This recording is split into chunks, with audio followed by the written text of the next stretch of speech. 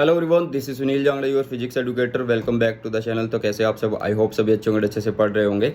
तो बेटा जी, victory series में आज बारी है dual nature of radiation and matter की, जिसमें हम इसको वन शॉट में ख़त्म करने वाले हैं। ठीक है, आप लोगों को फुल सिलेबस के नोट्स दे दिए गए थे। अब आप लोगों को मैंने आज जो है चीट नोट्स दे दिए हैं। ठीक है, अगर जिन बच्चों ने उन्हें अभी तक टेलीग्राम से डाउनलोड नहीं किया तो टेलीग्राम पे डाउनलोड कर लेना। आज यूट्यूब पे एक वीडियो डाला है मैंने, उसमें बताया गया है कि उन नोट से पढ़ना कैसे है, उसको जरूर देख लेना। ठीक है, ये नहीं है कि सिर्फ डाउनलोड किया और अपना काम खत्म। ठीक है, आप लोगों के लिए बहुत ज़्यादा मेहनत करी जा रही है, सिर्फ तुम्हें मेरे साथ मेहनत करनी है उतनी ही। मतलब तुम अगर 5 घंटे पढ़ रहे हो ना, तो मैं तुम्हारे लिए 10 घंटे मेहनत कर रहा हूँ। तो तुम्हें भी मेहनत करनी है मेरे साथ। एंड 35 आउट ऑफ 35 स्कोर करने हैं फिजिक्स के अंदर, फोड़ के आना है इस एग्ज़ाम को। ओके, ठीक है। तो अगर चैनल को अभी तक शेयर नहीं किया, अपने सभी फ्रेंड्स के साथ शेयर कर देना और सब्सक्राइब कर देना अगर तुमने भी सब्सक्राइब नहीं किया। ठीक है, तो आगे बढ़ने से पहले टेलीग्राम चैनल जो है सुनील जांगड़ा सर, उसको ज्वाइन कर लेना। लिंक डिस्क्रिप्शन बॉक्स में मिल जाएगा। और साथ में इंस्टाग्राम हैंडल पर मेरे साथ जुड़ सकते हैं सुनील जांगड़ा 26 के नाम से। अगर आपको कोई भी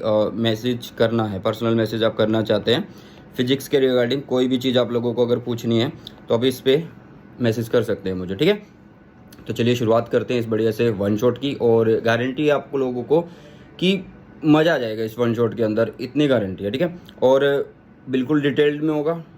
साथ में एनसीईआरटी जो मतलब थ्योरी होती है वो सारी कवर की गई है यहाँ पे।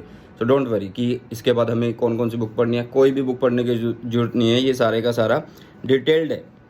ठीक है, कई बच्चे कमेंट करते हैं कि क्या वन शॉट सफिशिएंट रहेगा, दी बेस्ट रहेगा, क्योंकि ये डिटेल्ड वन शॉट है। कैसे हैं ये? डिटेल्ड वन शॉट है आप लोगों के लिए। ओके, चलिए तो आगे बढ़ते हैं एंड शुरुआत करते हैं इस चैप्टर की, इस वन शॉट की। चलिए, तो सबसे पहले आप लोगों के लिए हम बात करेंगे भाई, चैप्टर का नाम जो है वो है dual nature of radiation and matter.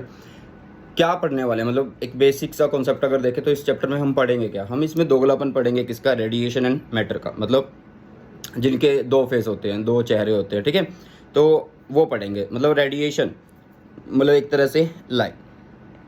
ठीक है, हम यहाँ पे क्या पढ़ेंगे? हम यहाँ पे पढ़ेंगे कि जो लाइट है वो किस तरीके से बिहेव करती है। वो बिहेव करेगी एज ए पार्टिकल एंड, और किस तरीके से बिहेव करती है? As a wave.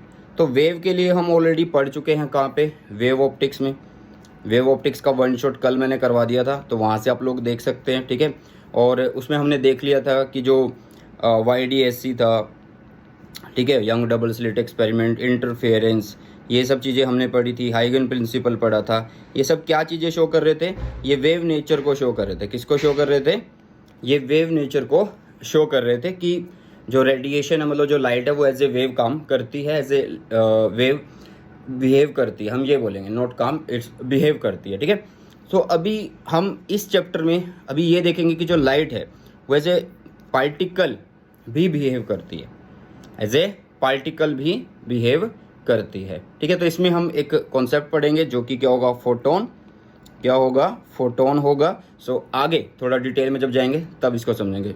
अभी के लिए कि रेडिएशन के दो रूप पढ़ेंगे, कि एज ए वेव, जो कि हम ऑलरेडी वेव ऑप्टिक्स में पढ़ चुके हैं, और पार्टिकल, जो अभी हम फोटो इलेक्ट्रिक इफेक्ट में पढ़ने वाले हैं। ठीक है, सो नेक्स्ट आप लोगों के पास मैटर, मतलब मैटर जो है वो भी आप लोगों को पढ़ना पड़ेगा कि वो भी as a particle and wave की तरह बिहेव करता है।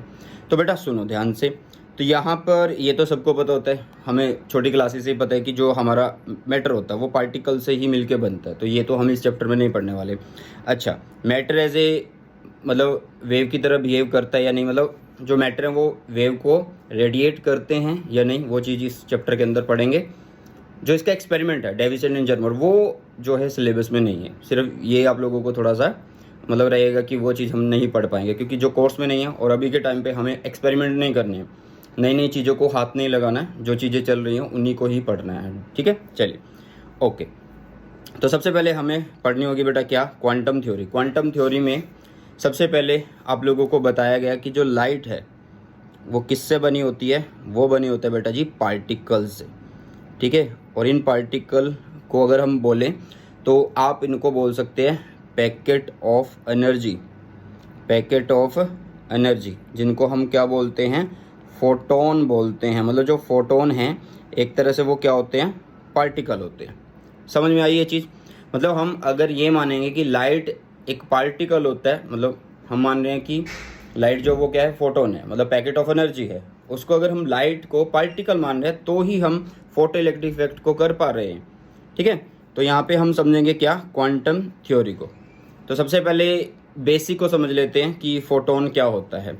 देखो, तो जो प्लैंक्स थे उनके अकॉर्डिंग जो मतलब फोटोन है वो क्या चीज़ है उसको समझते हैं। According to Planck's quantum theory of radiation, electromagnetic wave travel in the form of discrete packet of energy. मतलब जो लाइट है उसकी बात कर रहे हैं, ईएम वेव जिसको हम लाइट बोल रहे हैं, ठीक है, वो किस फॉर्म में ट्रैवल करती है, डिस्क्रीट पैकेट ऑफ एनर्जी की फॉर्म में ट्रैवल करते हैं, जिनको हम क्वांटा बोलते हैं। और इसी क्वांटा को क्या बोला जाता है, फोटोन बोला जाता है। मतलब सिंपल सी बात है भाई, पैकेट ऑफ एनर्जी उनको बोला जाता है फोटो। ये एक शेप आप लोग देख सकते हैं कि किस तरीके की शेप होती है। ओके, चलिए नेक्स्ट है, इसकी कैरेक्टरिस्टिक्स पढ़ लेते हैं कि कैरेक्टरिस्टिक्स क्या होती हैं। तो पहली कैरेक्टरिस्टिक्स है जो फोटोन है। अच्छा, ये चीज़ क्यों पढ़ाई जा रही है आप लोगों को, इतनी थ्योरी क्यों पढ़ाई जा रही है? देखो, जो मॉडर्न फिजिक्स है, मॉडर्न फिजिक्स के अंदर आप लोगों को कंप्लीट थ्योरी मिलती है, मतलब 90% थ्योरी मिलती है, और क्वेश्चन भी थ्योरी के ऊपर आते हैं। तो कोई भी चीज़ हम लोगों को छोड़नी नहीं है। ठीक है, सुनो अब ध्यान से। तो यहाँ पे बोला है कि जो फोटोन है वो किसके साथ ट्रैवल करते हैं भाई, a photon travel with speed of light. मतलब स्पीड ऑफ लाइट के साथ ये ट्रैवल करते हैं। ओके, मतलब स्पीड आप बता सकते हैं 3 × 10⁸ मीटर पर सेकेंड होती है। दूसरा, frequency of a photon does not change as it travel from one medium to another medium. कि जब फोटोन वन मीडियम से किसी दूसरे मीडियम में जाता है, फोटोन किसी एक मीडियम से जब दूसरे मीडियम में जाता है तो उसकी फ्रीक्वेंसी पे कोई भी फर्क नहीं पड़ता। फोटोन डज नॉट चेंज क्या, इसकी फ्रीक्वेंसी। ठीक है, the frequency of photon does not change with as it travel from one medium to another medium. ठीक है, तीसरा क्या है, the speed of photons changes as it travel. मतलब स्पीड पे फर्क पड़ जाता है, स्पीड पे फर्क पड़ जाता है बेटा, इस चीज़ का ध्यान रखना। फ्रीक्वेंसी पे फ़र्क नहीं पड़ता है। इसकी भी बारे में हम बात करेंगे आगे, जब हम इसकी एनर्जी, वेवलेंथ, इन सब चीज़ों के बारे में के रिलेशन को पढ़ेंगे। तो जो स्पीड होती है फोटोन की वो चेंज हो जाती है जब वो अलग अलग मीडियम में जा रहा होता है। ठीक है, तो इसको पूरा और डिटेल में पढ़ लेते हैं। The speed of photon changes at it travels through different media due to change in wavelength. Speed में चेंज आ रहा है। देखो भाई, हमें पता है कि जो सी का फॉर्मूला होता है वो फ्रीक्वेंसी लैम्डा होता है। अब फ्रीक्वेंसी में तो चेंज नहीं आ रहा है, ये तो इन्होंने पहले बोल दिया है। अब वो बोल रहा है कि स्पीड में चेंज आ रहा है, तो स्पीड में चेंज कब आ रहा होगा, इसका मतलब लैम्डा चेंज हो रहा होगा। तो मतलब दो बातें आप लोगों को ध्यान में रखनी है जो इसके अंदर हमने डिस्कस कर ली है। अच्छा, फोर्थ में ये बता रहा है कि जो इसका रेस्ट मास होता है फोटोन का वो 0 होता है। A photon can not exist at rest. मतलब फोटोन मूविंग होता है ना, तभी कंसिडर किया जाता है। वो लाइट है, चल रही है भाई, जहाँ लाइट, मतलब जहाँ पे लाइट ही नहीं है तो उसका मतलब वहाँ पे क्या है ही नहीं है, फोटोन 0 है वहाँ पे। तो रेस्ट मास जो होगा वो 0 होगा एक तरीके से। ठीक है, अगर एनर्जी की बात करें फोटोन की तो वो किससे गिवन होती है, एनर्जी ऑफ फोटोन जो होती है वो h फ्रीक्वेंसी से दी जाती है, और फ्रीक्वेंसी क्या होती है, c/λ होती है भाई। ठीक है, E इज इक्वल टू क्या होता है, h frequency, and frequency is what, frequency is c/λ होती है। क्या होती है, फ्रीक्वेंसी इज c/λ होती है। आई होप समझ में आ गया होगा ये सब चीज़ें आप लोगों को। ठीक है, चलो आगे देखिएगा। मोमेंटम ऑफ फोटोन की अगर हम बात करें तो मोमेंटम जो होता है वो मास इंटू वेलोसिटी होता है। बट हम बोल चुके हैं कि जो फोटोन है वो स्पीड ऑफ लाइट के साथ ट्रेवल करते हैं, तो इसलिए हम यहाँ पे c लिख रहे हैं। ठीक है, आप इसको कैसे लिख सकते हो, देखो हमने बोला कि जो इसकी E होती है वो h फ्रीक्वेंसी होती है। क्या होती है, h फ्रीक्वेंसी होती है। और फ्रीक्वेंसी देखो c भी लिखा था हमने, फ्रीक्वेंसी लैम्डा लिखा था, तो यहाँ से फ्रीक्वेंसी निकालो, यहाँ पे पुट करो तो hc/λ हो जाएगा। तो ये डिफरेंट रिलेशन आप लोगों को लिखने होंगे। अच्छा, P is equal to E/c भी हम लिख रहे हैं, ये कैसे लिखेंगे, E is equal to mc² होता है, मास एनर्जी रिलेशन, जो इसी में तो नहीं, हाँ इसी में पढ़ेंगे और साथ में एटम में भी पढ़ रहे होंगे। इसमें नहीं पढ़ेंगे, एटम में पढ़ेंगे। ठीक है, न्यूक्लियर में तो यहाँ पे देखो E is equal to M C square, तो मतलब E बाई अगर मैं C कर दूँ तो यहाँ पे एम सी हो जाएगा। तो ये जो है ये क्या है, मोमेंटम, तो it is P E by C बन जाता है। तो इसको याद कर लीजिएगा। मास एनर्जी रिलेशन वो मैंने आप लोगों को बता ही दी है क्या होती है, कि E is equal to M C square होता है। C की वैल्यू और E को क्या लिख सकते हैं, H फ्रिक्वेंसी लिख सकते हैं। तो यहाँ से हम डिफरेंट डिफरेंट रिलेशन को यूज़ करके ये डिफरेंट डिफरेंट रिलेशन निकाल सकते हैं। आई होप ये चीज़ समझ में आ गई होगी 7th पॉइंट के अंदर। हाँ जी, ठीक है। नेक्स्ट देखिएगा 8th पे, photons are electrically neutral and not deflected by electric and magnetic field. मतलब सिंपल सी बात है कि फोटोन के ऊपर कोई भी चार्ज नहीं होता, ज़ीरो चार्ज। मतलब एक तरह से क्या होते हैं, न्यूट्रल होते हैं बेटा। क्या होते हैं ये, न्यूट्रल होते हैं फोटोन। आगे अगर हम बात करें, इन ए फोटोन पार्टिकल कोलिजन, मतलब अगर एक फोटोन और पार्टिकल का कोलिजन हो रहा है, अगर फोटोन किसी एक पार्टिकल के साथ कोलाइड कर रहा है, ठीक है, photon particle collision, the total energy and total momentum are conserved. Total energy और मोमेंटम वो कंजर्व्ड रहेंगे, मतलब वो चेंज नहीं होंगे, मतलब टोटल पे कोई फ़र्क नहीं पड़ेगा। मतलब इनिशियल और आउट जो आ रहे, जैसे वो होता है ना रिएक्शन के अंदर, मान लीजिए यहाँ पे एक प्रोडक्ट बना और प्लस ये दोनों हमारे पास क्या है, प्रोडक्ट तो इधर बनेगा। मान लीजिए ये हमारे कुछ एलिमेंट्स हैं, इसका मास 10 ग्राम है, इसका 20 ग्राम है, तो यहाँ पे कितना होना चाहिए, 30 होना चाहिए। लेकिन ये 15 ग्राम के कुछ अलग अलग मास को बना लेता है। तो मतलब इस तरीके से टोटल को बोल सकते हैं कि वो सेम ही रहने वाला है, कंजर्व्ड रहने वाला है। लेकिन ध्यान से सुनना आगे क्या बोला, however the number of photon may not be conserved. मतलब 10 फोटोन अगर टकरा रहे हैं तो ज़रूरी नहीं है कि 10 के 10 वापस आ जाएंगे। क्या पता वो सारे के सारे जिस चीज़ के साथ टकरा रहे हैं, स्ट्राइक कर रहे हैं, उसमें बिल्कुल एब्जॉर्ब हो जाए, या सारे के सारे वापस भी आ सकते हैं, या कुछ वापस आ सकते हैं। तो ये चीज़ें होंगी। तो इसलिए इन्होंने बोला है कि जो नंबर ऑफ फोटोन है वो कंजर्व्ड नहीं होंगे। द फोटोन में बी एब्जॉर्ब्ड और ए न्यू फोटोन में बी क्रिएटेड। मतलब ये भी बात है कि या तो फोटोन सारे के सारे एब्जॉर्ब भी हो जाएंगे, और या फिर नया फोटोन भी निकल के आ सकता है, बन सकते हैं। आई होप समझ में आ गई होगी ये चीज़ें। नेक्स्ट है कि जो एनर्जी होती है, photon energy is independent of intensity of radiation. मतलब देखो फोटोन की एनर्जी हमने दी E is equal to H frequency से, ये बोली थी हमने, yes, E is equal to H frequency.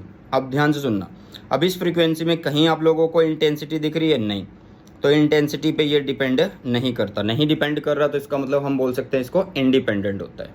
चलो नेक्स्ट है जो सारी चीज़ का खेल है, मतलब सारा खेल इसी के ऊपर होने वाला है। तो ये क्या है बेटा, ये है photo electric effect. Photo electric effect क्या कहता है, सुनना ध्यान से। फोटो इलेक्ट्रिक इफेक्ट में क्या होगा कि एक फोटोन होगा, ठीक है, मैं सिंपल भाषा में तो मैं समझा देता हूँ। फोटोन होगा जिसको हम कुछ इस तरीके से रिप्रेजेंट करते हैं, और ये किसी एक मेटल सरफेस पे टकरा रहा होगा, किसी एक मेटल सरफेस पे टकरा रहा होगा, ऐसे, ठीक है। अब यहाँ पे जब ये टकराया मेटल सरफेस से, तो ये मेटल सरफेस से क्या निकल गया, यहाँ से इलेक्ट्रॉन निकल गए। ये बोलते हैं हम फोटो इलेक्ट्रॉन। इसको क्या बोलते हैं, फोटो इलेक्ट्रॉन बोलते हैं। अच्छा सुनो, आगे बढ़ने से पहले हम यहाँ पे पहले ये पढ़ लेते हैं कि एमिशन जो होता है वो कितने तरीके का होता है। देखो जो एमिशन होगा, किसका एमिशन करा रहे हैं हम, इलेक्ट्रॉन का करा रहे हैं। तो एक तो टेम्परेचर से हो जाता है, जिसको हम क्या बोलते हैं, थर्मियोनिक एमिशन बोलते हैं, ठीक है। एक होता है फील्ड एमिशन।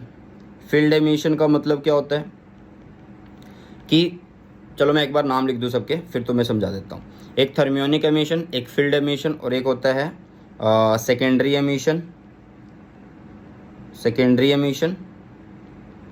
और एक होता है आप लोगों के पास क्या, चौथा जो अभी हम पढ़ रहे हैं, photo electric emission. Photo electric emission, ठीक है। इतनी बातें तो समझ में आ गई होंगी, आई होप, ठीक है। चलो अब सुनो, जो थर्मियोनिक एमिशन है उसमें होगा कि किसी मेटल को बहुत ज़्यादा हीट कर दिया और उसके सरफेस से इलेक्ट्रॉन निकल गए। फील्ड एमिशन का मतलब क्या है कि हमने एक स्ट्रॉन्ग इलेक्ट्रिक फील्ड के अंदर मेटल पीस को रखा और उसके इलेक्ट्रॉन जो है वो एक्साइट हुए और सरफेस से इलेक्ट्रॉन बाहर आ गए। सेकेंडरी एमिशन का मतलब होता है, सेकेंडरी का मतलब दूसरा, तो इसका मतलब पहले हम पार्टिकल को स्ट्राइक करा रहे हैं उसके ऊपर, पहले पार्टिकल को स्ट्राइक कर रहे हो, पार्टिकल को इलेक्ट्रॉन को स्ट्राइक करा रहे हैं, तब दूसरा इलेक्ट्रॉन निकल के आ रहा है। ठीक है। फोटो इलेक्ट्रिक एमिशन क्या है, इसमें हम फोटोन को फॉल करा रहे हैं, इसमें हम क्या करा रहे हैं, फोटोन को फॉल करा रहे हैं और उस फोटोन से क्या निकल जाता है, इलेक्ट्रॉन निकल जाता है, जिसको हम बोलते हैं फोटो इलेक्ट्रॉन, और इसी प्रोसेस को बोला जाता है फोटो इलेक्ट्रिक इफेक्ट। सिंपल सा। तो यहाँ पे आपको डेफिनेशन पढ़नी है या नहीं पढ़नी है वो आप लोगों की मर्जी है। ठीक है। कुछ इंपॉर्टेंट बात है वो पढ़ लेते हैं, यहाँ पे सुनिएगा ध्यान से। Alkali metal like lithium, sodium, potassium, ठीक है, इस तरीके की बहुत सारी हैं, shows photo electric effect with visible light. Metal like zinc, cadmium, magnesium respond to UV light. मतलब ये अलग अलग तुम्हें बता दिया गया है कि ये मेटल जो हैं ये फोटो इलेक्ट्रिक इफेक्ट शो करती हैं कब, विजिबल लाइट के साथ, और ये किसको रिस्पॉन्ड करती हैं, यूवी लाइट को। ये कभी कभार पूछ लिया जाता है बट इतना इंपॉर्टेंट नहीं है। ठीक है। चलो, तो ये थोड़ा सा आप लोगों को हंसाने के लिए डाला गया है मीम। ठीक है। चलो, तो भाई हमें अब करना क्या है, हमें पढ़नी है experimental study of photo electric effect. मैं इस थ्योरी पे जाने की बजाय, हाँ जी, मैं इस पूरी थ्योरी पे जाने की बजाय मैं आप लोगों को ये डायग्राम थोड़ा सा समझाता हूँ, वो ज़्यादा अच्छा रहेगा। ठीक है। देखो, यहाँ पे हमने क्या ली, एक एवोकेटेड ग्लास ट्यूब ली। ये क्या है, एक एवोकेटेड ग्लास ट्यूब है, और इसमें यहाँ पे हमने क्वार्ट्ज विंडो लगाई। ठीक है। क्वार्ट्ज विंडो क्यों लगाई, क्योंकि बेटा जो ये सोर्स है, ये जो सोर्स है, ये यूवी लाइट हमें चाहिए। ठीक है। हमें क्या चाहिए, यूवी लाइट चाहिए। तो क्वार्ट्ज विंडो क्या करती है, ओनली अलाउ करती है किसको, यूवी लाइट्स को। तुम्हें क्वेश्चन ये पूछ लिया जाएगा कि क्वार्ट्ज विंडो क्यों यूज़ करते हैं, तो तुम बोलोगे कि जो सोर्स है उससे यूवी लाइट्स आएंगी, मतलब हमें यूवी लाइट्स का यूज़ चाहिए, यूवी लाइट ही चाहिए होती है, तो इसलिए क्वार्ट्ज विंडो सिर्फ यूवी लाइट्स को ही एंटर होने देती है, उनको ही अलाउ करती है। अब होगा क्या कि यहाँ से लाइट आएगी, मतलब लाइट का मतलब कि लाइट के अंदर कौन होते हैं, फोटोन आएंगे। हाँ जी, कौन आएंगे, फोटोन आएंगे। तो जैसे ही यहाँ से फोटोन आए, इसके ऊपर फोटोन फॉल हो गया, यस और नो। तो यहाँ से कौन निकला, अच्छा ये कौन है, ये कौन है, ये भाई साहब एक मेटल प्लेट है। ये कौन है, मेटल प्लेट है। ठीक है, मेटल प्लेट। ओके। अब जब यहाँ से इस सोर्स से लाइट आई, मतलब फोटोन आया, इस पर फॉल करा, तो इलेक्ट्रॉन निकल रहे हैं। अच्छा, एक सिंपल सी बात मैं तुम्हें बता दूं कि जो फोटो इलेक्ट्रिक इफेक्ट होता है वो 1-to-1 प्रोसेस होता है। कौन सा प्रोसेस होता है ये, 1-to-1 प्रोसेस। इसका मतलब क्या है, इसका मतलब ये है कि 1 फोटोन क्या करेगा, 1 इलेक्ट्रॉन निकालेगा। 1 photon is equal to 1 electron. ठीक है। चलो, तो यहाँ पे क्या हो रहा है कि आप अगर एक फोटोन कर रहे हो तो एक इलेक्ट्रॉन बाहर आ रहा है, फिर आपने एक और फोटोन फॉल कराया, फिर एक और, ऐसे इलेक्ट्रॉन निकल रहे हैं। अब ये इलेक्ट्रॉन इस ट्यूब में इकट्ठे हो रहे हैं, इकट्ठे होकर क्या करेंगे, रैंडम मोशन में होंगे। तो इसको हम क्या करते हैं, इन इलेक्ट्रॉन जो निकल चुके हैं इनको बोलते हैं फोटो इलेक्ट्रॉन, और इन फोटो इलेक्ट्रॉन को हम मूव करवाते हैं किसकी हेल्प से, इस बैटरी की हेल्प से, इस बैटरी की हेल्प से, और जिसकी वजह से क्या बन जाता है, करंट बन जाता है। सुनो ध्यान से, फोटोन आए, मेटल सरफेस पे फॉल कर रहे हैं, इलेक्ट्रॉन निकाल रहे हैं, इलेक्ट्रॉन मूवमेंट की वजह से क्या बन जाता है, करंट बन जाता है। ठीक है। क्या बन जाता है, करंट बन जाता है। और करंट हमें किस रूप में दिखाई देगा, मतलब किस फेस में दिखाई देगा, वो हमें दिखाई देगा बेटा एक ग्लो के रूप में, लाइट ग्लो के रूप में। मतलब यहाँ पे ये इसके अंदर एक ग्लो आ जाएगा ट्यूब के अंदर। क्लियर है, समझ में आ रही है ये चीज़ें। ठीक है। तो ये experimental study of photo electric effect है, मैंने सारा कुछ यहाँ पे बताया है। लेकिन सुनो ध्यान से, फोटो इलेक्ट्रिक इफेक्ट ये नहीं है कि लाइट फेंकी और हो गया भाई काम, नहीं। तो ध्यान से सुनना, एक बहुत ही प्यारी सी चीज़, when a light of sufficiently high frequency falls on emitting electrode, photo electron are emitted. इसका मतलब क्या है, इसका मतलब ये है कि जो लाइट हम फॉल करवा रहे हैं, हाँ जी, जो लाइट हम फॉल करा रहे हैं, मतलब जो फोटोन फॉल करा रहे हैं, वो एक क्या होना चाहिए, सफिशिएंट, या फिर आप बोल सकते हो कि एक पर्टिकुलर फ्रीक्वेंसी का होना चाहिए। मतलब ज़रूरी नहीं है कि मान लो फ्रीक्वेंसी अभी 10 है, आपने फोटोन फेंका, नहीं निकला इलेक्ट्रॉन, फिर आपने फ्रीक्वेंसी 15 करी, फिर नहीं निकला, 20 करी, फिर इलेक्ट्रॉन निकला, तो मतलब पर्टिकुलर फ्रीक्वेंसी पे एमिशन होगा। तो इसका मतलब उस फ्रीक्वेंसी से नीचे कोई भी एमिशन नहीं होगा, मतलब फोटो इलेक्ट्रॉन नहीं निकल रहे होंगे। अच्छा, जो यहाँ पे करंट बनेगा उसको क्या बोलेंगे? उसको बोलेंगे फोटो इलेक्ट्रिक करंट। समझ में आ रही हैं ये चीज़ें? समझ में आ रही है? ठीक है, चलिए। तो यहाँ पे मैंने तुम्हें ये बोला कि it is a 1-to-1 process और 1 photon is 1 electron, 1 photon 1 electron, और जितना इलेक्ट्रॉन उतना करंट। तो इसका मतलब ये है कि जो इंटेंसिटी है, हाँ जी, इसका मतलब जो इंटेंसिटी है किसकी? Of incident photon. Intensity of incident photon मतलब जो लाइट हम फॉल करा रहे हैं उसके अंदर जो फोटोन आने की इंटेंसिटी है वो डायरेक्टली प्रोपोर्शनल है किसके?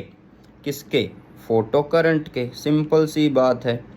तो यहीं से हमें एक एक्सपेरिमेंट तो पता लग जाता है। वो कौन सा है? देखो, ये वाला ग्राफ, ठीक है, ये वाला एक ग्राफ है।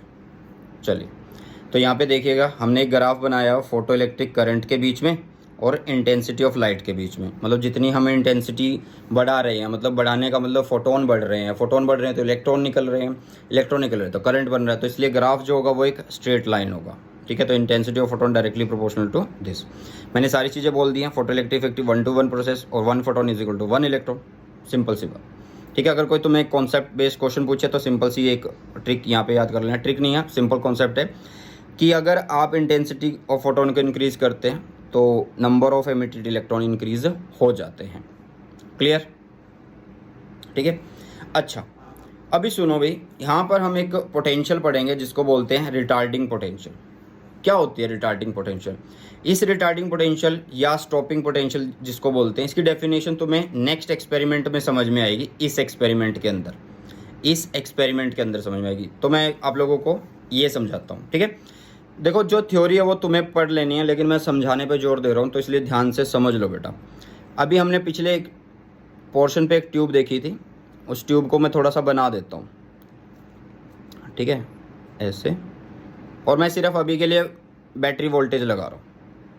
क्या लगा रहा हूँ? बैटरी और वोल्टेज लगा रहा हूँ, मतलब बैटरी या वोल्टेज, ठीक है। यहाँ से फोटोन आ रहा था बेटा, इतना तो समझा। इलेक्ट्रॉन निकला, चल पड़ा, इलेक्ट्रॉन निकला और चल पड़ा, इलेक्ट्रॉन निकला और चल पड़ा, भाई इतना ही था ना। चलो, तो अभी हो क्या रहा था कि मान लो जो ये V है, इसके लिए मैं बात कर रहा हूँ। अच्छा, ये एक्सपेरिमेंट जो हम पढ़ रहे हैं वो क्या क्या है? अभी हम यहाँ पे ये देख रहे हैं कि जो पोटेंशियल हम लगा रहे हैं, मतलब ये जो पोटेंशियल है, ये जो हम लगा रहे हैं, इसका क्या फ़र्क पड़ेगा फोटो इलेक्ट्रिक करंट के ऊपर? क्योंकि करंट किससे बन रहा है? फोटो करंट से बन रहा है ना, सॉरी, फोटो इलेक्ट्रॉन से बन रहा है। तो ये वोल्टेज जो हम बाहर लगा रहे हैं, एक बार यहाँ पे भी देख लो कि यहाँ पे जो ये वोल्टेज लगा रहे हैं, इसका क्या फ़र्क है? अभी सुनना, बहुत बढ़िया फ़र्क है इसका। मान लो ये हमने ज़ीरो कर दी, मतलब ये अभी के लिए हमने नहीं लगाई। तो आप लोग देखो एक चीज़ क्या, कि जब यहाँ पे आपने V0 कर दिया है तो फोटोन आ रहे हैं, फोटोन तो आएंगे ही, चाहे V0 नेगेटिव या पॉजिटिव हो, कि फोटोन आएंगे, इलेक्ट्रॉन निकलेंगे तो क्या होगा? जैसे ही इलेक्ट्रॉन यहाँ पे निकलेंगे, अब वो इकट्ठे होने शुरू हो जाएंगे। ये ऐसा हो गया जैसे किसी क्लास के अंदर बच्चे हैं और टीचर नहीं है, मतलब बिना टीचर की वो क्लास है।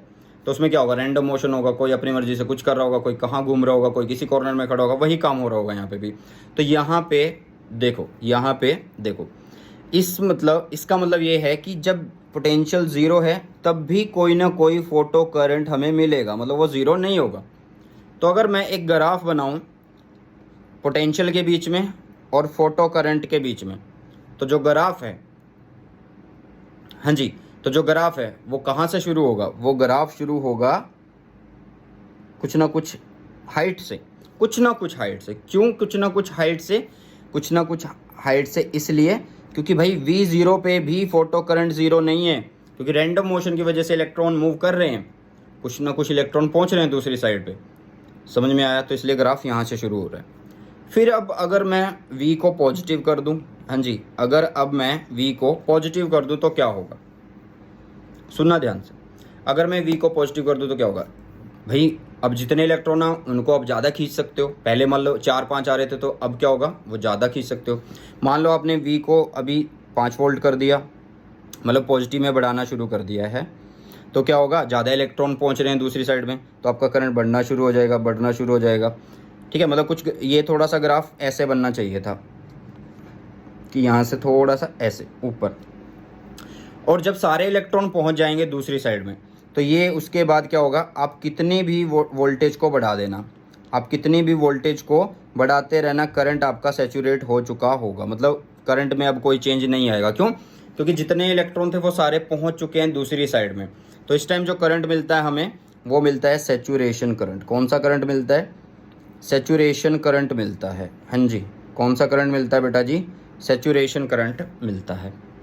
इतना पोर्शन आई होप समझ में आ गया होगा सबको। ठीक है, अब बात हुई ये तो पॉजिटिव पोटेंशियल की। अगर मैं नेगेटिव कर दूं, हाँ जी, अगर मैं नेगेटिव कर दूं, मान लो अब मैंने वोल्टेज को नेगेटिव कर दिया, वोल्टेज को नेगेटिव कर दिया, तो क्या होगा भाई, सुनना ध्यान से।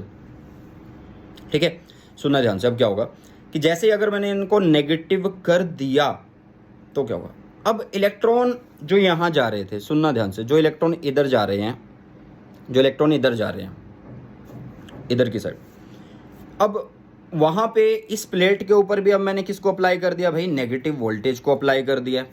तो मतलब नेगेटिव नेगेटिव को तो रिपेल करेगा, लेकिन आप ये नहीं बोल सकते कि एकदम से सारे इलेक्ट्रॉन रुक जाएंगे, नहीं। क्या होगा, आपने प्लेट पे क्या करा, मान लो आपने इस प्लेट पे नेगेटिव अप्लाई कर दिया, यहाँ से इलेक्ट्रॉन आ रहे हैं जिन पे क्या है, नेगेटिव है। तो मान लो अगर 100 इलेक्ट्रॉन आ रहे हैं ना, क्या पता उन 100 में से 50 तो पहुँच जाए उधर, 50 वहाँ पे पहुँच जाए। क्यों पहुँच जाएंगे? क्योंकि उनकी काइनेटिक एनर्जी ज़्यादा है, तो इसलिए वो 50 पहुँच जाएंगे। तो तुम्हें क्या करना पड़ेगा, और नेगेटिव होना पड़ेगा। तो इसलिए आप क्या करोगे, और नेगेटिव वोल्टेज को बढ़ाओगे। देखो इधर वोल्टेज पॉजिटिव एक्स एक्सिस की तरह, और इधर नेगेटिव। मान लो मैंने पहले इतनी वोल्टेज करी, तो 50 इलेक्ट्रॉन उधर पहुँच रहे हैं, तो करंट थोड़ा सा घट गया ना, क्योंकि 50 ही पहुँच रहे हैं। फिर मैंने और बढ़ाई तो और कम हो गए, इलेक्ट्रॉन कम पहुँचे। फिर मैंने और बढ़ा दी भाई, और बढ़ा दी, तो ये और कम हो गई, क्योंकि और कम इलेक्ट्रॉन वहाँ पे पहुँच रहे। और एक टाइम ऐसा आया, मैंने इतनी वोल्टेज कर दी नेगेटिव में कि अब कोई भी इलेक्ट्रॉन दूसरी साइड में नहीं पहुँच पाया। दूसरी साइड मतलब इन द सेंस इधर नहीं पहुँच पाया, इस साइड नहीं पहुँच पाया। तो जब इलेक्ट्रॉन ही नहीं पहुँच पा रहे तो करंट नहीं बनेगा। यस, बिल्कुल नहीं बनेगा। तो इसलिए इस पोटेंशियल पे आके करंट हो जाता है ज़ीरो, मतलब जो फोटो करंट है, जिसको IP लिख सकते हो, वो ज़ीरो हो जाता है। क्या हो जाता है बेटा? वो ज़ीरो हो जाता है। ठीक है, तो इसका मतलब कि जिस पोटेंशियल पे फोटो करंट ज़ीरो हो जाता है, उस पोटेंशियल को बोला जाता है रिटार्डिंग पोटेंशियल या स्टॉपिंग पोटेंशियल। मैं अगर पहले आप लोगों को डेफिनेशन समझा देता तो तुम्हें समझ में नहीं आता। समझ में आई? ठीक है, तो हमने यहाँ पे रिटार्डिंग पोटेंशियल समझा, और एक कट ऑफ फ्रीक्वेंसी भी समझा था। क्या समझा था? कट ऑफ फ्रीक्वेंसी भी समझा था। ठीक है, क्या हो रहा है, ये लिखा क्यों नहीं जा रहा जी? क्या समझा था? कट ऑफ फ्रीक्वेंसी भी समझा था। ठीक है, एक मिनट, इसको पेंसिल को साफ करना होगा। Cut off frequency clear? तो कट ऑफ फ्रीक्वेंसी क्या थी कि particular frequency at which emission, the frequency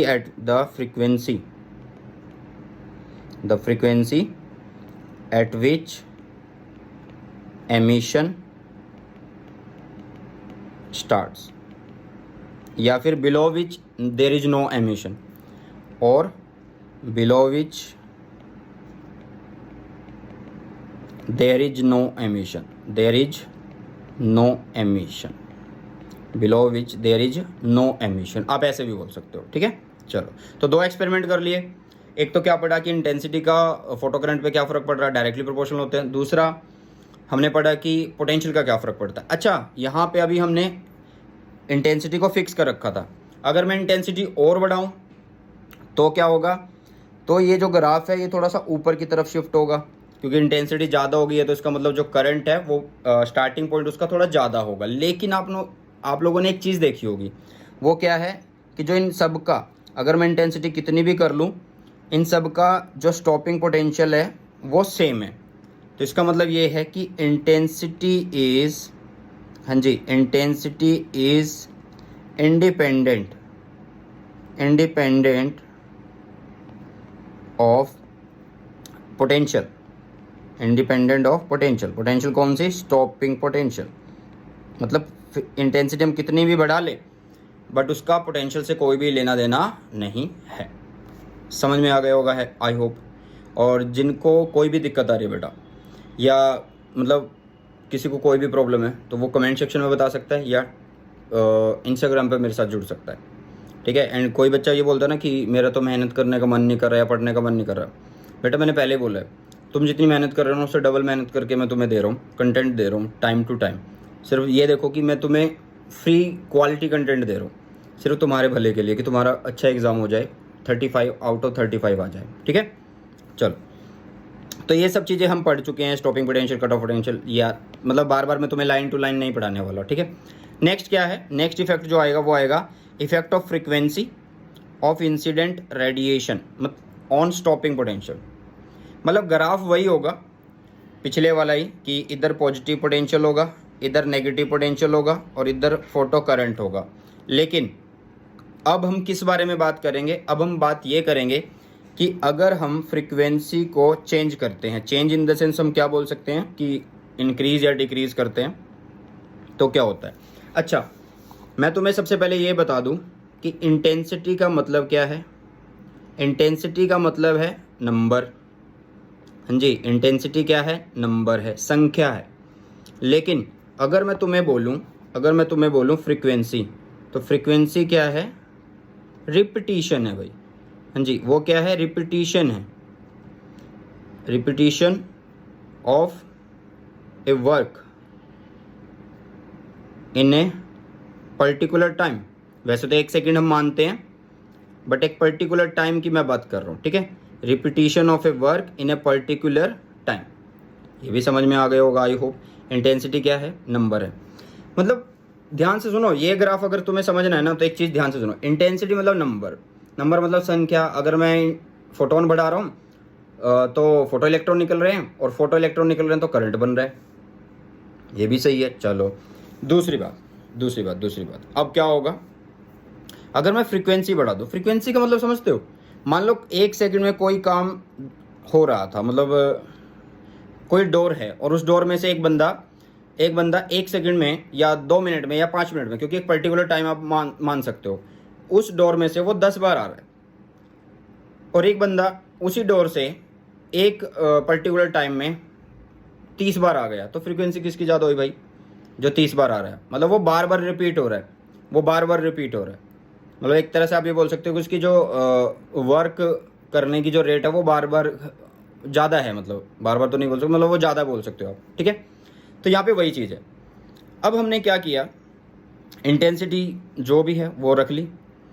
अब सुनो ध्यान से, वही ट्यूब को हम यूज़ कर रहे हैं, बेटा ये कॉन्सेप्ट अगर समझ में आ गया ना तो पूरा चैप्टर ख़त्म है, बस ये देख लेना, ठीक है। यहाँ पे हमारी क्या है, वोल्टेज है, ठीक है। अब ये पॉजिटिव नेगेटिव जीरो कुछ भी हो सकती है, हम बाद में देख लेंगे, ठीक है, हम बाद में इसको देख लेंगे। अब सुनो ध्यान से, मान लो यहाँ से फोटोन आया और V0 है, तो आप सब पक्का पता है आपको पता है कि करंट कहाँ से शुरू होगा, यहाँ से शुरू होगा, ये तो बात हमने पढ़ ली है, ठीक है।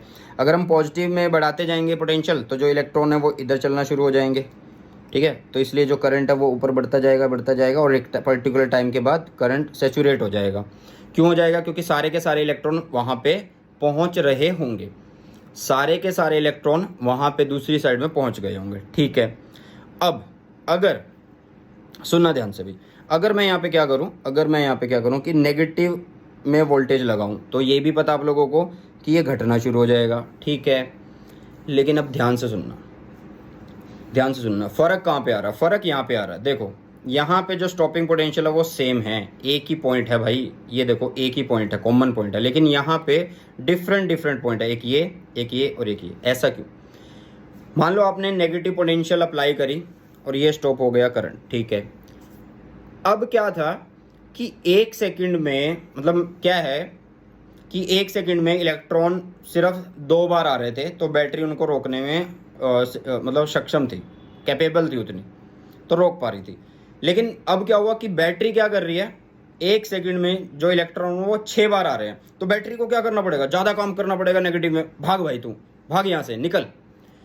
फिर क्या हुआ कि और फ्रीक्वेंसी बढ़ा दी, फ्रीक्वेंसी इज व्हाट, रिपीटिशन, कि उसी टाइम में, मतलब वही सेकंड में रिपीटिशन ज़्यादा हो रहा है। अब वही कि 1 सेकंड में इलेक्ट्रॉन बार बार आ रहे हैं, और कितनी बार आ रहे हैं? 10 बार आ रहे हैं, धाड़ धाड़ धाड़। फिर से क्या हो रहा है? फिर से जो आपकी बैटरी है उसको नेगेटिव में और वोल्टेज बढ़ानी होगी। तो दैट्स वाई जो पोटेंशियल है, स्टॉपिंग पोटेंशियल, वो डिफरेंट है हर एक फ्रीक्वेंसी के लिए। तो कहने का मतलब ये हुआ कि जो फ्रीक्वेंसी है वो डायरेक्टली प्रोपोर्शनल एक तरीके से स्टॉपिंग पोटेंशियल के। नहीं समझ में आई?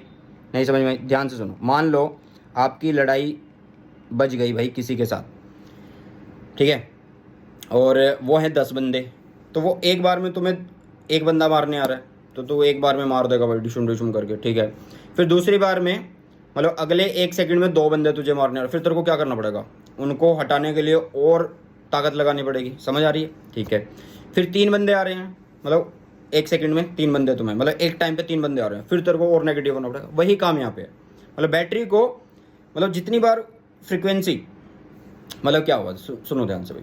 मान लो लड़ाई बच गई है, 1 सेकंड में एक ही बंदा आ रहा था, ठीक है। अब उसी 1 सेकंड में आपने एक बंदा मारा, फिर दूसरा भी आ गया उसी सेकंड पे तीसरा भी आ गया, मतलब एक ही सेकंड में 3 बंदे आप लोग आपके ऊपर अटैक कर रहे हैं। तो आई होप समझ में आया है भाई, क्लियर है? चलो आगे बढ़ते हैं। तो ये हो पता लग गया यहाँ पे कि फ्रीक्वेंसी एंड स्टॉपिंग पोटेंशियल में क्या डिफरेंस है। इनका भी एक रिलेशन, इनका भी एक ग्राफ हम समझेंगे, तो वो ये रहा। देखो अभी हम पढ़ के आ चुके हैं कि जो स्टॉपिंग पोटेंशियल है, स्टॉपिंग पोटेंशियल वो डायरेक्टली प्रोपोर्शनल है किसके? Stopping potential is directly proportional to frequency.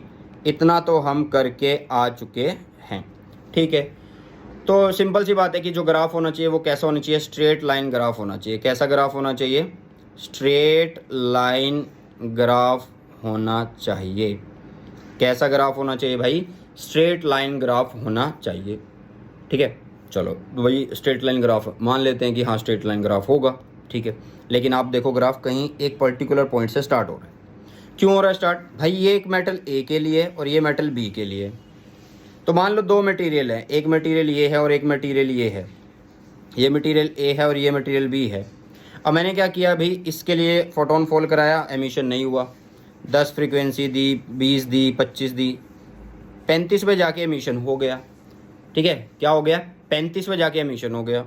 अब दूसरे के लिए मैंने क्या किया, 15 दी, 25 दी, 35 दी, 40 पे जाके एमिशन हुआ उसमें। तो इसका मतलब अलग अलग मटेरियल के लिए एक पर्टिकुलर फ्रीक्वेंसी हमें नीड होगी।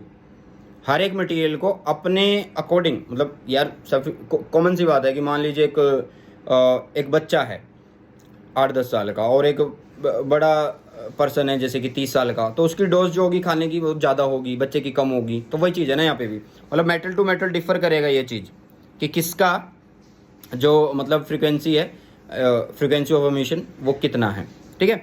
तो मतलब एक पर्टिकुलर फ्रीक्वेंसी पे जाके एमिशन हो रहा है। ये नहीं है कि आपने 0 फ्रीक्वेंसी दी भाई 0 पे थोड़ा होगा, नहीं होगा, कुछ और फ्रीक्वेंसी बढ़ाएंगे फिर होगा। तो इसलिए ग्राफ थोड़ा आगे की तरफ यूज़ हो रहा है, ठीक है। चलो तो ये हुआ एक तरह से बेटा आधे से ज़्यादा आप लोगों का क्या, आधे से ज़्यादा आप लोगों का चैप्टर पूरा। अब जो फोटो इलेक्ट्रिक इफेक्ट है उसने क्या चीज़ शो करी? उसने ये चीज़ शो कर दी कि ये एज ए वेव काम कर रहा है। क्यों देखो ना, आपने पार्टिकल दिए जो कि फोटोन थे और उनसे क्या बन रही है? इलेक्ट्रॉन, इलेक्ट्रॉन से करंट इज मतलब लाइट बन रही है, ठीक है। तो पता लग गया कि वेव है, ओके। अब मतलब लाइट है, रेडिएशन है, जो भी आप बोलना चाहते हो। अब इसके बाद देखो इससे पहले कौन सी थ्योरी आई थी? इससे पहले वेव ऑप्टिक्स के अंदर वेव थ्योरी ऑफ लाइट हमने पढ़ी थी, हाइगन प्रिंसिपल। तो वो फेल हो गई इसके आगे। हाँ जी, किसके आगे फेल हो गई भाई? फोटो इलेक्ट्रिक इफेक्ट के आगे फेल हो गई। क्यों हो गई फेल? देखो जो वेव थ्योरी थी उसने क्या बोला कि अगर हम इंटेंसिटी ग्रेटर कर देंगे, greater or the amplitude of electric and magnetic field, hence greater is the energy density of wave, so the maximum kinetic energy of photo electron emitted must depend on intensity of incident light. However, practically it does not happen. So independence of maximum kinetic energy of photoelectron emitted on intensity of incident light cannot be explained using wave theory. अरे इन्होंने क्या बोला? Simple सी बात है, इन्होंने एक बात बोली, वेव थ्योरी ने क्या बोला? Greater the intensity of radiation, कि अगर हम इंटेंसिटी ऑफ रेडिएशन को बढ़ाते हैं तो उससे क्या हो जाएगा? Greater or the amplitude of electric and magnetic field. इसका मतलब है greater is the energy density of wave, इसका मतलब है वेव की एनर्जी बढ़ जाएगी, okay. So the maximum kinetic energy of photo electron emitted must depend on intensity. अरे भाई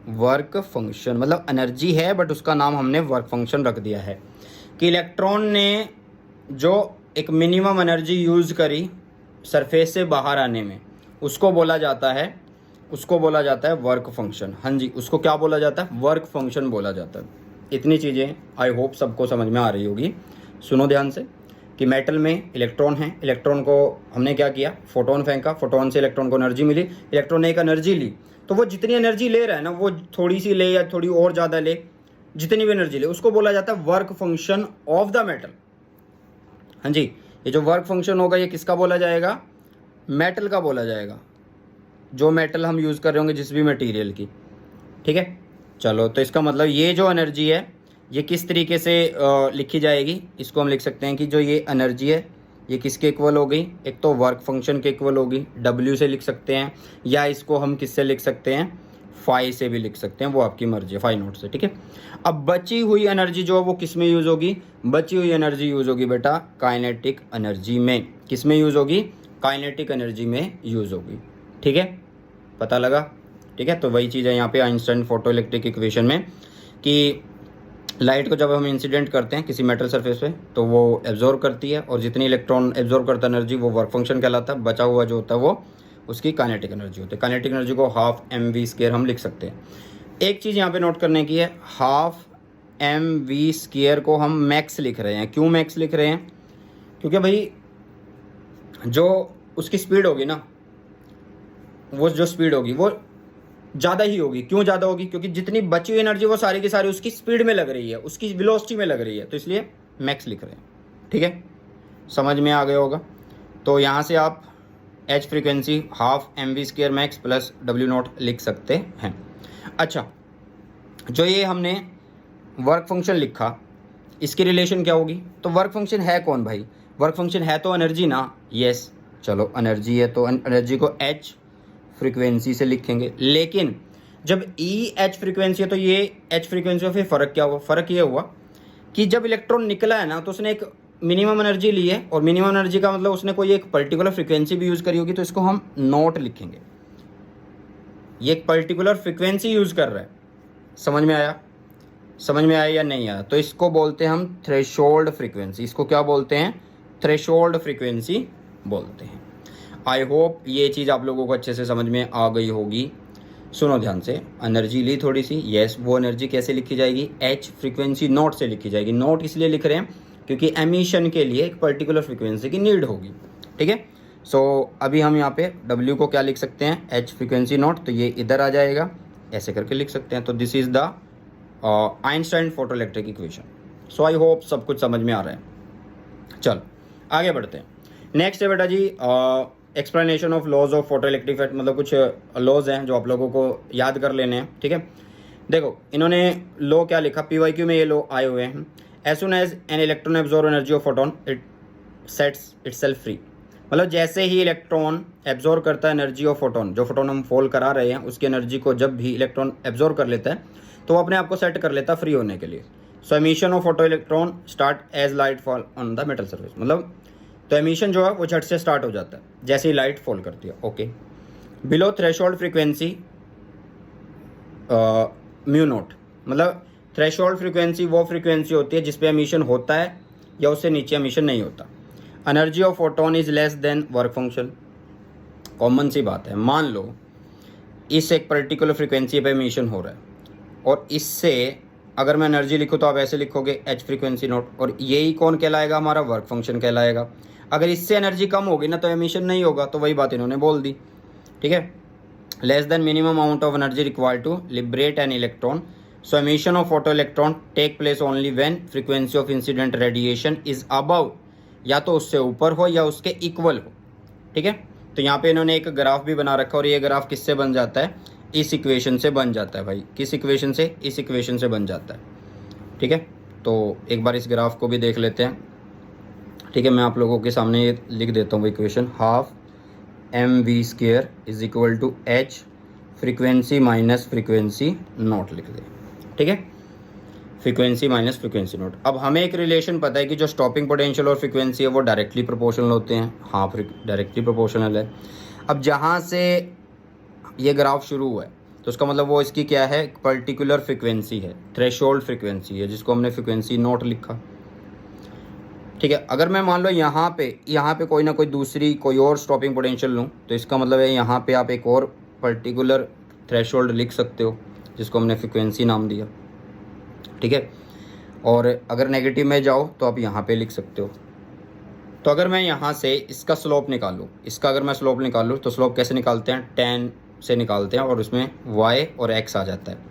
तो y कितना है, यहाँ तो W नोट है ना, तो V नोट है, तो V नोट नीचे फ्रीक्वेंसी माइनस फ्रीक्वेंसी नोट होगा, फ्रीक्वेंसी माइनस फ्रीक्वेंसी नोट होगा। ठीक है, इतनी चीज़ें आप लोगों को समझ में आ रही है। ठीक है जी, अब V नोट जो होता है उसको कैसे लिख सकते हैं भाई, उसको चार्ज इंटू V नोट लिख सकते हैं, कोई दिक्कत वाली बात नहीं है। तो इसको हमने EV नोट लिखा।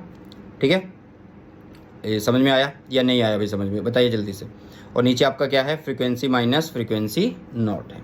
Clear, frequency minus frequency note है। ओके, अब सुनो ध्यान से, अब क्या होगा, अब सुनो ध्यान से, अब जो EV नोट है वो किसके बराबर है भाई, देखो EV नोट का मतलब है कि ये बैटरी की जो बैटरी हम लगा रहे हैं उसकी एक तरह से पोटेंशियल, और वो अगर फोटॉन्स को मिल रही है तो वो किसके इक्वल होगा, मैक्सिमम काइनेटिक एनर्जी के इक्वल होगा। तो इसको मैं मी मैक्स लिख सकता हूँ या V नोट लिख सकता हूँ, वो आपकी मर्जी है। तो मैंने इसको ये ऐसे लिख दिया। क्लियर है भाई या नहीं है, बताओ फटाफट से, या कोई भी दिक्कत परेशानी है तो वो आप लोग बता सकते हैं मुझे, तो ऐसे कोई प्रॉब्लम नहीं होने वाली। ठीक है, तो हमने ये लिखा, और इसके बाद आप लोग क्या कर सकते हो, ये किसके बराबर होता है, अभी हम पढ़ के आए हैं, ये किसके बराबर होता है भाई, इसके बराबर होता है। तो H frequency minus frequency not, और E frequency minus frequency not हो गया। क्लियर हुआ या नहीं हुआ, बताइए फटाफट से। अच्छा, कई बच्चे सोच रहे होंगे कि ये E कैसे आया, ये E ऐसे आ गया। सुनो, ये E ऐसे आ गया, यहाँ पे कौन है, V नॉट, नीचे फ्रीक्वेंसी माइनस फ्रीक्वेंसी नॉट। तो मैंने E ऊपर मल्टीप्लाई किया और E नीचे मल्टीप्लाई कर, दोनों से जगह बराबर हो गया ना। ठीक है, चलो, तो देखो वैसे भी इस इक्वेशन को अगर हम देखते हैं, इस इक्वेशन को अगर हम देखें और इसमें से हम सारी चीज़ों की वैल्यूज़ को अगर पुट कर देंगे तो हमारे पास क्या आ रहा है, H/E आ रहा है। तो ये H/ हमें यहाँ पे मिला, H/E हमें यहाँ पे मिल रहा है एक तरह से। ठीक है, वो नेगेटिव में है तो नेगेटिव हम यूज़ कर लेंगे। ओके, तो वो सारी चीज़ें हमें बता दी गई है कि ये क्या है इसका इंटरसेप्ट, ये क्या है इसका intercept. However the intercept of this curve on the potential axis is minus OA, की माइनस में होता है। ठीक है, तो ये सब चीज़ें एक बार पढ़ लेना ज़रूरी है, बहुत ज़्यादा इंपॉर्टेंट है। नेक्स्ट इन्होंने क्या बोला, नेक्स्ट इन्होंने बोला but if the graph is plotted between maximum kinetic energy, मतलब इसके बीच में फोटो इलेक्ट्रॉन एंड फ्रीक्वेंसी के बीच में करें, then the slope of graph is कितना होगा, -H फ्रीक्वेंसी नॉट होगा। याद रखना है ये कि अगर हम ग्राफ ड्रॉ करें किसके बीच में, काइनेटिक एनर्जी के बीच में और फ्रीक्वेंसी के बीच में, तो स्लोप होगा दिस।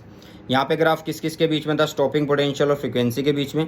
अगर मैं काइनेटिक एनर्जी के बीच में करूँ, किसके बीच में, काइनेटिक एनर्जी के बीच में करूँ, और किसके बीच में करूँ, फ्रीक्वेंसी के बीच में, तो स्लोप ये होगा। ये चीज़ मोस्ट इंपॉर्टेंट है, याद रखनी पड़ेगी। ठीक है, अब सुनो भी आगे क्या है, आगे है कि जैसे एनर्जी जो होती है, as energy of photon depends on frequency of light, as energy of photon depends on frequency of light. देखो ध्यान से, E क्या था, H फ्रीक्वेंसी था। अगर फ्रीक्वेंसी एनर्जी ऑफ फोटोन पर डिपेंड कर रही है, ठीक है, as energy of photon depends on frequency of light, so maximum kinetic energy with which photo electron is emitted depends only on the energy of photon और on the frequency of incident radiation. नहीं समझ में आया बेटा, यही तो पढ़ के आए हम पहले। सुनो ध्यान से, दोबारा से पढ़ो, क्या कहते हैं इस पॉइंट में, as energy of photon depends on frequency, जो कि यहाँ पे दिख रहा है आपको, of light, so the maximum kinetic energy with which photo electron is emitted depend only on energy of photon. Simple सी बात है कि जिस एनर्जी के साथ वो फॉल होंगे वही उनकी काइनेटिक एनर्जी होगी, तो डिपेंड कर रहा है। अब काइनेटिक एनर्जी फ्रीक्वेंसी पे है तो हम फ्रीक्वेंसी पे भी बोल सकते हैं। चलो, अब ये चीज़ हमने स्टार्टिंग में पढ़ ली थी, as the number of photon in light depend on it, its intensity, and one photon liberate one photoelectron, so number of photoelectron emitted depend only on intensity of incident light. ये सब चीज़ें हम already पढ़ चुके हैं, सो इतना घबराने की या सोचने की बात नहीं आप लोगों को, ठीक है। नेक्स्ट आता है आप लोगों के पास वेव नेचर ऑफ मैटर। मतलब अभी तक हमने जो पढ़ा है वो लाइट के बारे में पढ़ा, रेडिएशन के बारे में पढ़ा, कि उसके दोगलेपन के बारे में पढ़ा।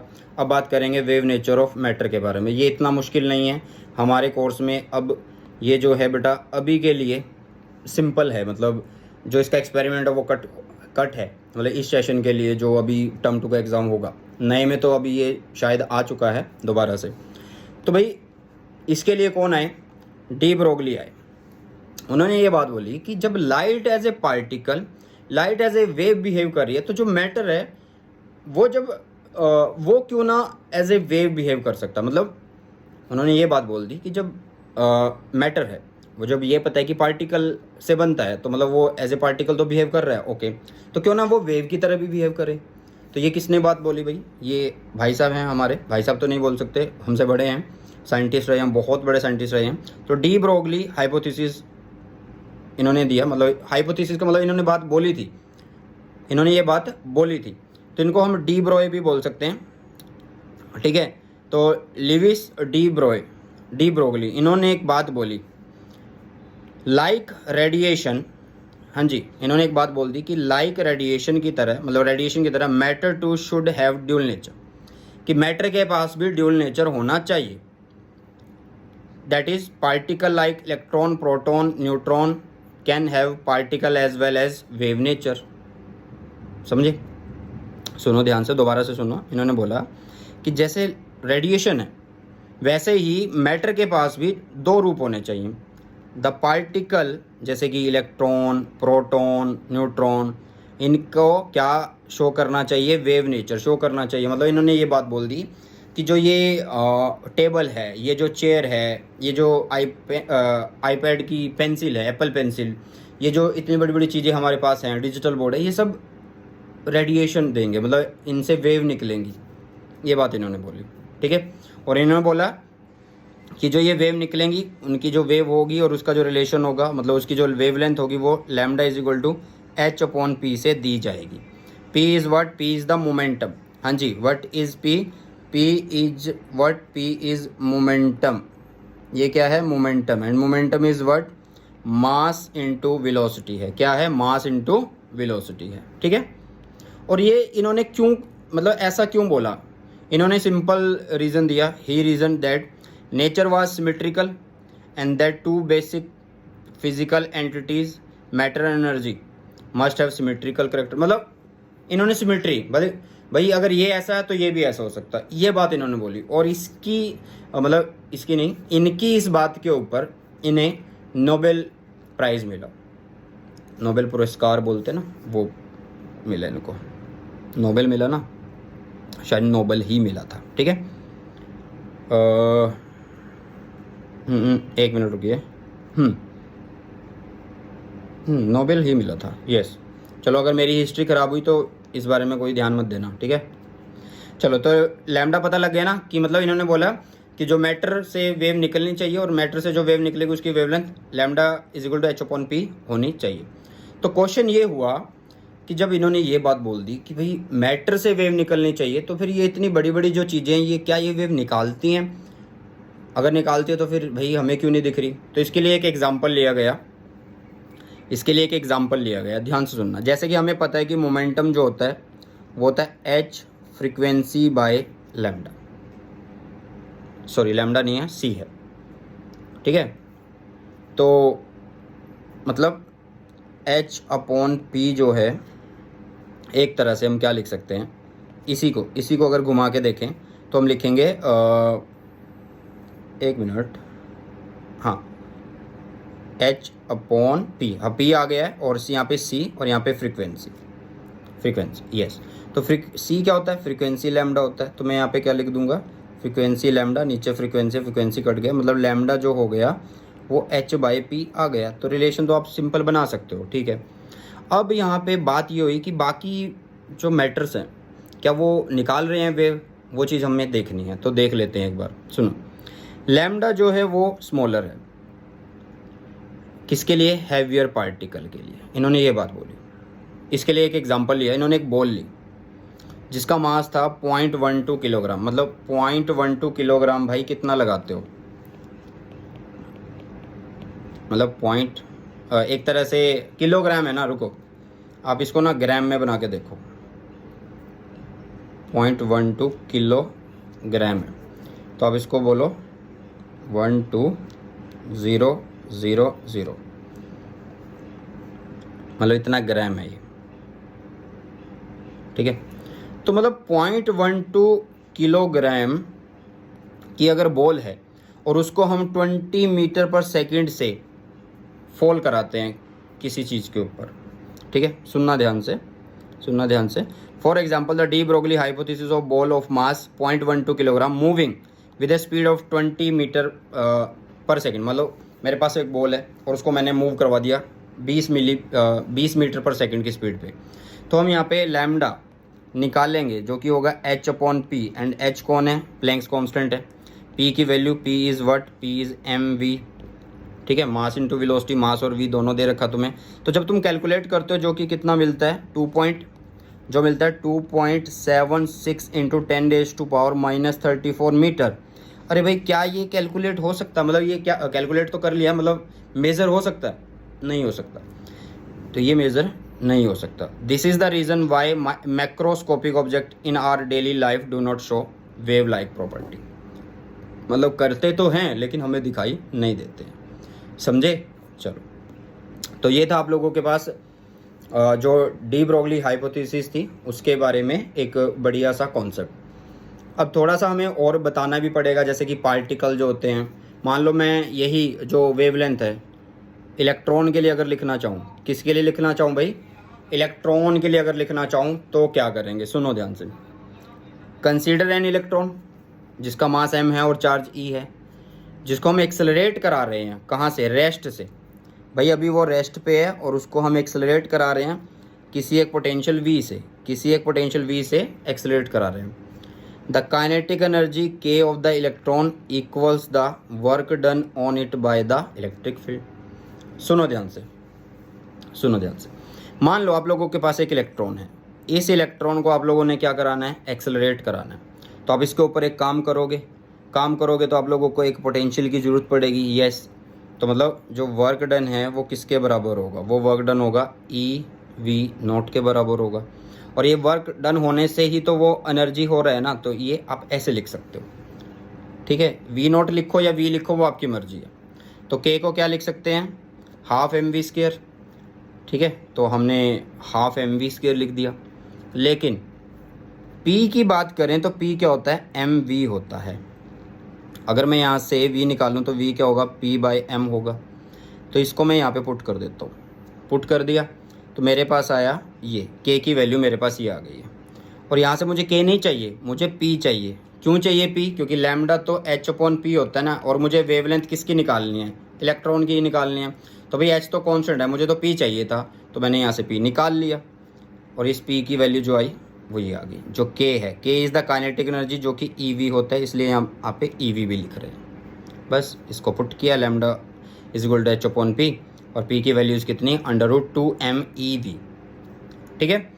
अब मैं अगर यहाँ पे H की वैल्यू रख दूँ, M की वैल्यू रख दूँ, E की वैल्यू रख दूँ, तो मेरे पास रिलेशन आ जाता है ये, lambda is equal to 12.27 nanometre upon √v। Lambda is equal to 12.27 nanometre upon √v। मतलब जब मैं सारी चीज़ें पुट कर देता हूँ, ये नहीं अपनी तरफ से नहीं लिख रहा हूँ, सारी चीज़ें जब पुट कर देता हूँ, ठीक है। तो ध्यान से समझो एक बार दोबारा से। सबसे पहले क्या भाई? वर्क करोगे इलेक्ट्रॉन को एक्सीलरेट कराने में, तो आप लोगों को वर्क डन कैसे लिखना पड़ेगा भाई? उसके ऊपर चार्ज के ऊपर पोटेंशियल जितना लगाना पड़ रहा है, और लगाने से वो एक्सीलरेट हो रहा है, तो पोटेंशियल के इक्वल काइनेटिक एनर्जी के इक्वल लिख दिया। यस, काइनेटिक का फॉर्मूला क्या होता है? हाफ mv², ठीक है।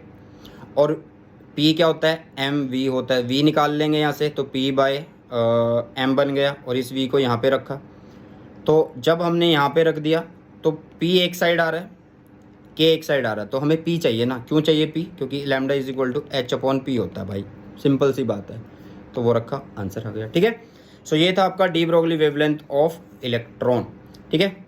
अच्छा, ये कुछ करेक्टरिस्टिक्स हैं, ये पढ़ लेना कि मैटर वेव जो होती हैं वो इलेक्ट्रोमैग्नेटिक वेव की तरह होती हैं। मैटर वेव आर जो हैं वो नॉन मैकेनिकल वेव होती हैं, मतलब ये they can travel in vacuum. Matter wave जो होती हैं वो इंडिपेंडेंट ऑफ चार्ज होती हैं। They associate with energy moving particle, मतलब ये इस तरीके की कुछ रिलेशंस हैं, मतलब ये इतना पूछी नहीं जाएंगे बट फिर भी पढ़ना सब ने है इन चीज़ों को, ठीक है। लॉज मैंने तुम्हें करवा दिए थे बीच में, अभी यहाँ पे देखे मैंने लॉज करवा दिए थे, ये रे explanation of photo electric effect, laws of photo electric effect, ठीक है। तो ये मैंने करवा दिया तुम्हें, ठीक है। तो वन शॉट को ज़्यादा खींचने की जरूरत नहीं है, जितना डिटेल्ड में हो सकता है वो तुम्हें पढ़ाया जा रहा है। सो डोंट वरी बेटा जी, ओके, सब कुछ करवाया जा रहा है, ओके। चलिए, सो अरे वाह, ख़त्म भी हो गया ये तो। चलिए, तो लगभग 67 मिनट के अंदर हमने इस वन शॉट को ख़त्म कर दिया। चैप्टर भी उतना मुश्किल नहीं है, आसान चैप्टर है। अच्छा, इसके बाद आप लोगों को एटम का वन शॉट मिलेगा, कोशिश करते हैं कि आज ही मिल जाए, लेट नाइट तक मिल जाए बट आज ही मिल जाए, ठीक है। सो चलिए, बस इस सेशन को भी यहीं पे रोकते हैं, ख़त्म करते हैं। और बेटा जी, मैं बार बार बोल रहा हूँ कि आप लोगों के लिए दिन रात मेहनत करी जा रही है, तो मेरे साथ मेहनत करो।